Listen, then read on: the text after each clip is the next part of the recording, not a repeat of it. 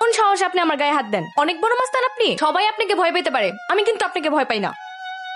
তুই এটা কোনো কাজ করলি? কিছু বকাটে ছেলেরা তোকে বাজেভাবে টাচ করার চেষ্টা করছিল, আর আলী ভাই এসে তো তোকে তাদের থেকে বাঁচানোর চেষ্টা করছিল, আর তুই না জেনে না বুঝে তার গায়ে হাত তুললি। কাজটা তুই একদমই ঠিক করলি না। এই যে শোনেন, আমরা এখানে আপনারা বিরক্ত করার জন্য আসি নাই, আমরা এখানে রেগুলার আড্ডা দেই, তাই এখানে বসছিলাম আর কি। এই চল। প্লিজ প্লিজ, আমি আপনার সাথে একটু কথা বলতে আসছি। সেদিন আমি না জেনে না বুঝে একটু বেশি বলে ফেলছিলাম। আসলে আমার টাইমিংটাই খারাপ, সব বাজে মুহূর্তে আপনার সাথে দেখা হবে। পুরো ব্যাপারটাই মিসআন্ডারস্ট্যান্ডিং। আপনার মনটা আসলে অনেক ভালো। আচ্ছা, আপনি পড়াশোনা করেন না? বাবা মা থাকলে হয়তো করতাম। সরি, আমি আসলে জানতাম না।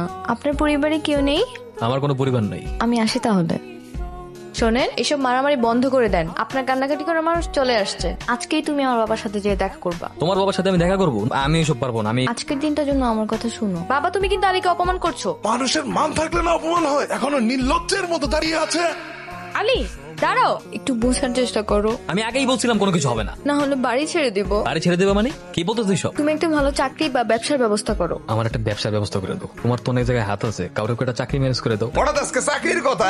আমি যা কইতেছি সজ্ঞে নেই কইতেছি। তুই দিনের একটা মায়ের লেগা তুই আমারে ছেড়ে দিবি? দাদা, আমি তোমার একবারও কই নেই আমি তোমার ছাইড়ে যেতেছি। তুমি ছাড়া এই দুনিয়াতে আমার কেউ আছে কও? বাপ কও, মা কও, পরিবার কও, সবকিছু কইতে তো আমি তোমারে বুঝি। আমি তোমার ছাইড়ে যাইতেছি না দাদা, আমি সবসময় তোমার লগে আছি। আমার বিষয়টা একটু বুঝবা না? আচ্ছা ঠিক আছে, তুই যেটা ভালো মনে করস। চলো বিয়ে করে ফেলি। নতুন সংসার শুরু করলাম। সংসার চালাতে অনেক টাকা লাগে, পকেটে কোনো টাকাও নাই, চাকরিও নাই। তুমি যে সেদিন একটা চাকরির কথা বললা, সেটা কি হলো? চাকরি করার জন্য যা যা যোগ্যতা প্রয়োজন তার কোনো কিছুই আমার নেই। তুমি শ্রমিকের চাকরি করবা? ইট বালু সিমেন্টের হিসাব রাখতে হবে। সারাদিন বাসায় একা একা থাকতে পারবা? তুমি সেটা চিন্তা করো না, আমি ম্যানেজ করে নেব। দাদা, কামটা ঠিক করো না দাদা।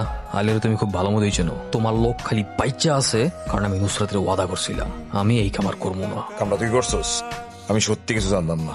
না দাদা, তুমি জানো কি জানো না, এটা আমার জানার বিষয় না, আমার দেখার বিষয়ও না।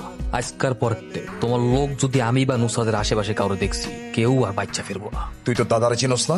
তোর দাদা তো লয় কখনো এই কাম করতে পারে? তুই তো আমারই ছেড়ে গেছিস। সেই ছোট থেকে তোরে বড় করছি, তার বিনিময়ে কি প্রতিদান পাইছি কো? বিয়া করছস? কস না কেন বিয়া করছস?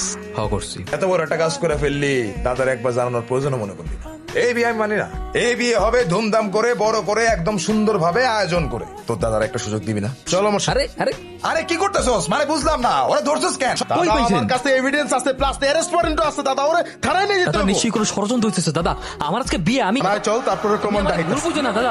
আর দাদা, তুমি কি আবার বিশ্বাস করতে পারতেছো না? দাদা, আমি তোমার লোকে বেইমানি জীবনও করবো না দাদা। ভাই তুমি খালি একবার কও, ওরে আমি মাইন্ডের মধ্যে পুঁতলাম। আমার লগের হিসাব না, আমার লগের হিসাব আমি নিজে মিটামো। কেন করলে এসব দাদা? তোমার তো পুরো সাম্রাজ্য শেষ, আমার তো পুরো জীবনটাই শেষ। কেন এসব করলে আমার লগে?